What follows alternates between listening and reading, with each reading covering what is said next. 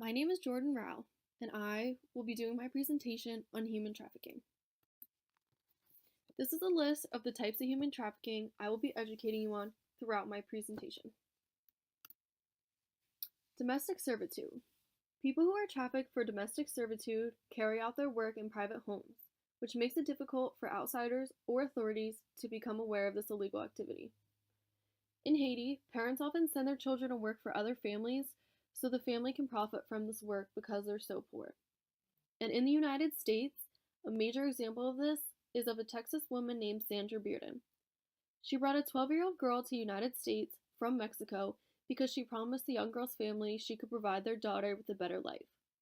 One day, Sandra's neighbors saw the young girl chained to a pole, and after approaching her in the backyard, noticed she was very beat up and her legs and feet were chained together. Ultimately, Sandra was taken to court and sentenced to life in prison. Sex trafficking. Young girls are particularly vulnerable in this type of trafficking, and the traffickers use a lover boy technique, which refers to men portraying themselves as being nice, attractive, caring young men with which young girls would want to genuinely pursue a relationship with. Sex trafficking increased and was made easier through the rise in the use of social media. For example, traffickers can now more easily conceal who they are by posting fake photos of themselves and lying about their age, race, occupation, and many other facets of their lives. Traffickers essentially catfish their victims into fostering feelings for them, but upon meeting who they think is a potential mate, these women are captured and trapped in the sex trade. Some consequences of sex trafficking on the victims include getting sexually transmitted diseases, having long-lasting physical and/or psychological trauma, and being isolated. And being isolated is especially prevalent for those who are trafficked in a foreign country where they don't know the language or their way around. Forced labor. Forced labor is when individuals are forced to work against their will. This type of trafficking targets migrant workers because they are vulnerable by being in a foreign country. Characteristics of forced labor victims include those who are in poverty, those who have no job or lack of a quality education, and being from a country where there is a weak law being enforced. Forced labor is often correlated with abuse, and an example of it is child soldiers who are forced to be involved in conflict or war without consenting to do so. A subset of forced labor I would like to expand upon in more depth is forced marriage. A marriage is considered forced when at least one of the parties involved did not consent to the marriage. And although many people may confuse forced marriage with arranged marriage, they are very different because those who are involved in arranged marriage consent to their parents or other parties choosing their spouse for them. In many forced marriage scenarios, when the victim arrives in their destination country, their trafficker confiscates their passports, which leave them with no form of identification and no way back out of the country. Bonded labor. This is a form of trafficking that is highly prevalent in caste systems, which are countries that have a lot of social stratification, because the rich members of society can easily force poor members to work for them under the false premise that after their debt is paid off, they will be set free. In bonded labor cases, victims' debt continually accrues and they are trapped into working for their captors for life, and oftentimes, this debt gets passed down from generations to generations. Child labor. This includes anyone who is considered a minor. This started during the Industrial Revolution, but during this time, it was legal. Children were used because they could work in tiny spaces and work for less pay. And according to statistics, there are an estimated 15.6 million kids today involved in child labor. Children may be forced into child labor to earn money to support their poor families. The tiers of trafficking. This refers to countries' commitment and adherence to the Trafficking Victim Protections Act, also known as the TVPA. According to the TVPA, each tier is defined as follows. Tier 1. Countries in which their governments completely adhere to the TVPA standards. Tier 2. Countries that do not completely adhere to the TVPA standards but are making compelling and noticeable efforts to abide by these standards. Tier 2 watch list countries include those that do not completely adhere to the TVPA standards and they have a high or increasing number of victims resulting from severe trafficking.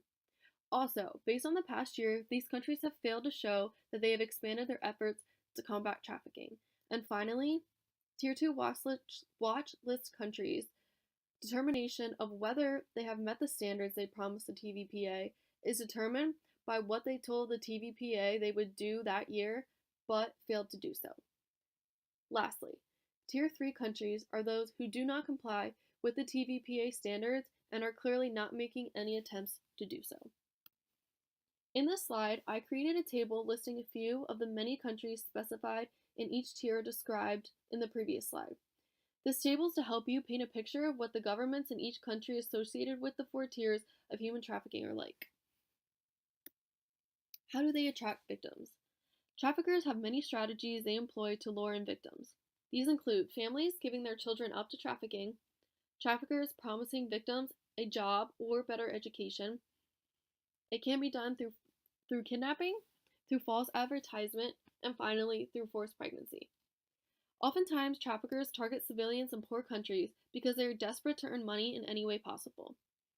Regarding false advertisement, traffickers post ads in various news sources that seem as if they are a legitimate company looking to hire employees.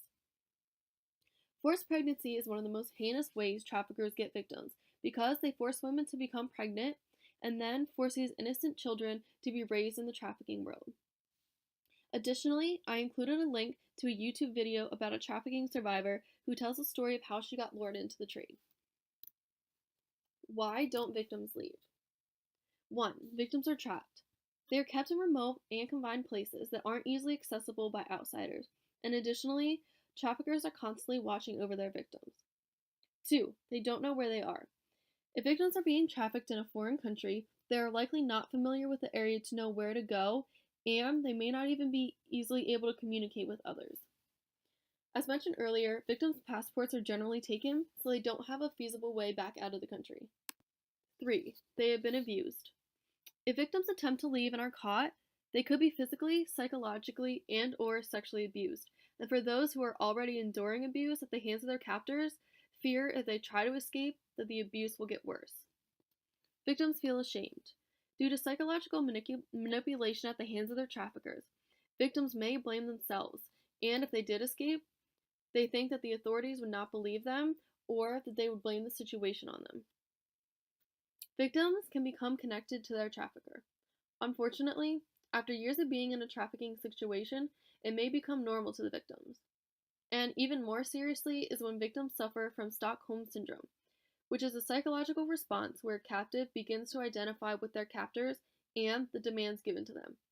Stockholm Syndrome forms from the following situations. If the captor threatens to kill the victim but later decides not to, victims can establish positive feelings toward their captor for sparing their life. Also, any nice gesture the captor does for the victim can foster more positive perceptions on behalf of the victim. And lastly, positive feelings can further be expanded because victims spend most of their time with their captors and lack any outside contact. Victims don't know where to get help or how to do so. Like mentioned earlier, getting help is made very difficult if the victim is in a foreign country and unaware of what services are available to them. Additionally, captors may brainwash their victims into thinking no help is even available. They have nowhere to go. If victims are in a foreign country and their passport has been confiscated, they have nowhere to go. And additionally, traffickers convince them that their families don't even want them. How to stop human trafficking. One of the major ways is to join an organization. By doing so, you can help influence the government and lobby for anti-trafficking laws. Joining an organization can also help spread awareness of the trafficking issue nationwide. Educating people is extremely important to help address and stop problems of trafficking. Joining an organization can help educate people more easily because organizations already have connections of places they can go to talk to people. Also, through joining an organization, you are part of a large group of people who are devoted to the same issue and can disperse to educate the larger population.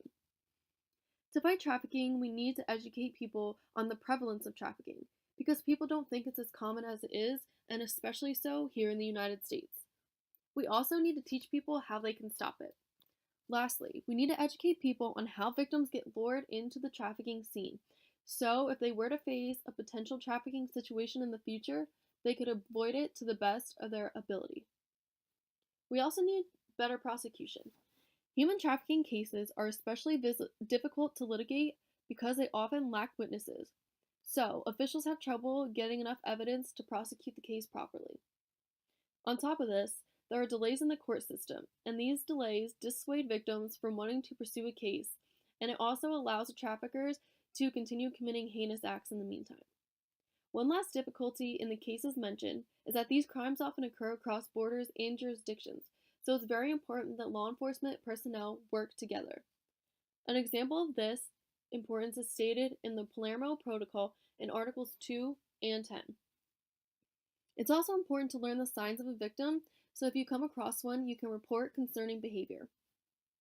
You can avoid companies that use victims of child labor and or forced or bonded labor to manufacture their products.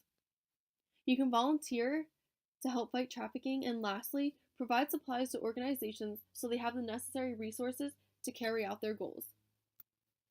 In this slide, I made a short list of the many organizations designed to help fight against trafficking. I included the organization's link below each of their names in case you're interested in looking further into their mission. And these are my works cited slides, and I want to thank you for taking the time to view my presentation, and I hope you learned a lot regarding human trafficking.